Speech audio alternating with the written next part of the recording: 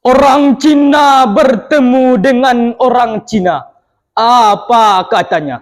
Cincang. Sedangkan orang Jepang bertemu dengan orang Jepang.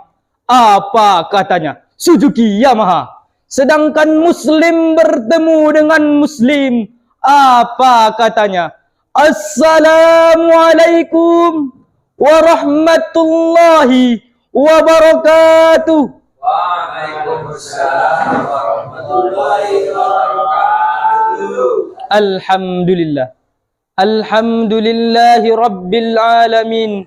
Wahdahu wassalatu wassalamu ala asrafil anbiya'i wal mursalin wa ala alihi wa sahbihi wa sallam ajma'in. Amma ba'du. Langkah yang pertama dan yang paling utama, puja dan puji syukur atas kehadirat Allah Subhanahu wa ta'ala yang telah memberikan kepada kita semua nikmatnya yang begitu banyak. Langkah yang kedua, salawat bertangkaikan salam ke ruh baginda alam Nabi besar Muhammad sallallahu alaihi wasallam yang mana telah membawa kita dari alam kegelapan menuju alam terang menerang seperti saat ini. Yang saya hormati Dewan Hakim yang arif lagi bijaksana, yang saya hormati bapak-bapak dan ibu-ibu, dan yang saya segani hadirin wal hadirat sebangsa dan setanah air yang saya banggakan. Hadirin wal hadirat rahimakumullah. Masa muda merupakan masa yang penuh dengan harapan, penuh dengan cita-cita, dan penuh dengan romantika kehidupan yang sangat indah. Keindahan masa muda dihiasi dengan bentuk fisik yang masih kuat, berjalan masih cepat, pendengaran masih akurat, pikiran masih cermat, kulit wajah indah mengkilat, walaupun sedikit jerawat, akan tetapi tidak gawat, karena masih banyak obat di toko-toko terdekat. Oleh karena itu, wajar dan pantaslah bila para remaja dan para pemuda merupakan salah satu penentu maju dan mundurnya suatu negara. Karena sesuai dengan fitrahnya, remaja dan pemuda merupakan tulang punggungnya suatu negara, penerus estafet perjuangan terhadap bangsanya. Sebagaimana Syekh Mustafa Al-Ghazalaini, seorang pujangga Mesir, berkata, "Inna fi yadis sabani amral ummati wa fi aqdamiha hayataha." Sesungguhnya pada tangan-tangan pemudalah letaknya suatu umat, dan pada kaki-kaki mereka lah terdapat kehidupan umat. Mengingat betapa pentingnya para remaja dan para pemuda sebagai generasi penerus bangsa, maka dalam kesempatan yang baik ini saya akan menyampaikan sebuah pidato yang berjudul Remaja dan Pemuda sebagai Generasi Masa Depan Bangsa. Dengan landasan awal, marilah kita simak dan renungkan firman Allah Subhanahu wa ta'ala, Quran Surah An-Nisa ayat 9 sebagai berikut. Bismillahirrahmanirrahim. Wal yahsal ladina law taraku min khalfihim jurriyatan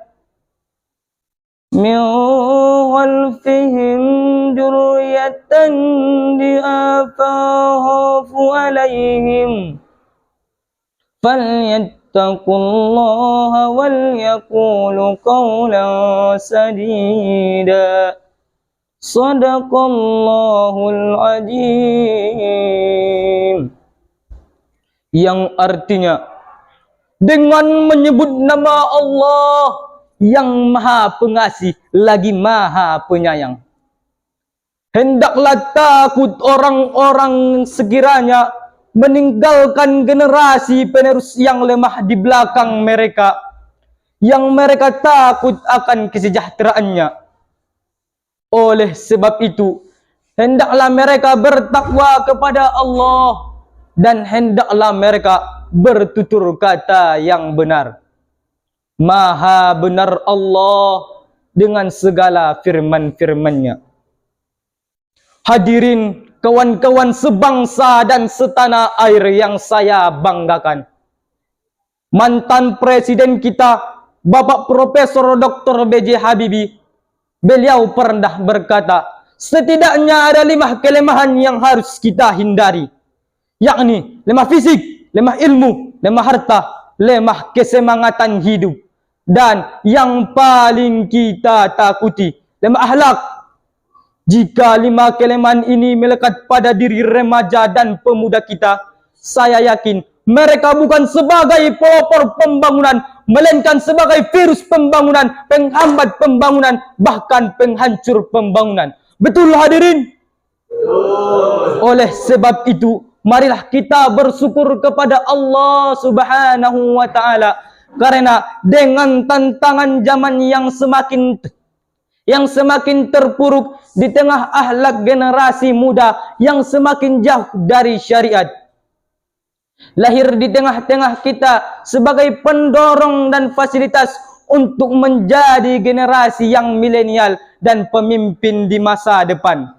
Lahir yakni UIN Syahada Padang Sidimpuan yang menjadi sebuah aset umat, apalagi dengan kemajuan pesat UIN Syahada yang terus berkembang.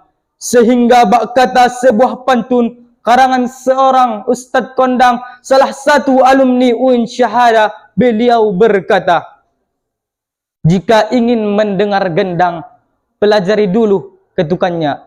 Jika ingin menjadi Ustadz Kondang, Fakultas Dakwah UIN Syahada kuliahnya. Betul hadirin?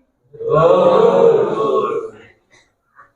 Oleh sebab itu, kita sebagai remaja dan pemuda harapan bangsa, marilah kita sing-singkan tangan, langkahkan kaki ke depan, belajar, bekerja dan terus bekerja demi bangsa kita tercinta. Dr. Muhammad Sulaiman Al-Asghari pernah menjelaskan, setidaknya ada 5 olah yang harus kita kerjakan, yakni olah rasa agar iman melekat, olah rasio agar ilmu meningkat, olah raga agar badan sehat, dan olah usaha agar ekonomi kuat, dan olah kinerja agar produktivitas meningkat. Jika 5 potensi ini sudah melekat pada diri remaja dan pemuda kita, saya yakin mereka akan dapat melanjutkan estafet perjuangan yang meraih prestasi gemilang pada masa yang akan datang. Hadirin wal hadirat rahimakumullah. Akhirnya dapat kita simpulkan bahwa remaja dan pemuda harapan bangsa adalah pemuda yang memiliki iman dan takwa serta ilmu pengetahuan yang luas. Hanya sekian yang dapat saya sampaikan. Saya akhiri pidato saya ini dengan sebuah pantun. Bunga mawar, bunga dahlia, dihinggapi seekor kumbang, Fakultas Dakwah UIN Syahada teruslah berkembang. Assalamualaikum warahmatullahi wabarakatuh.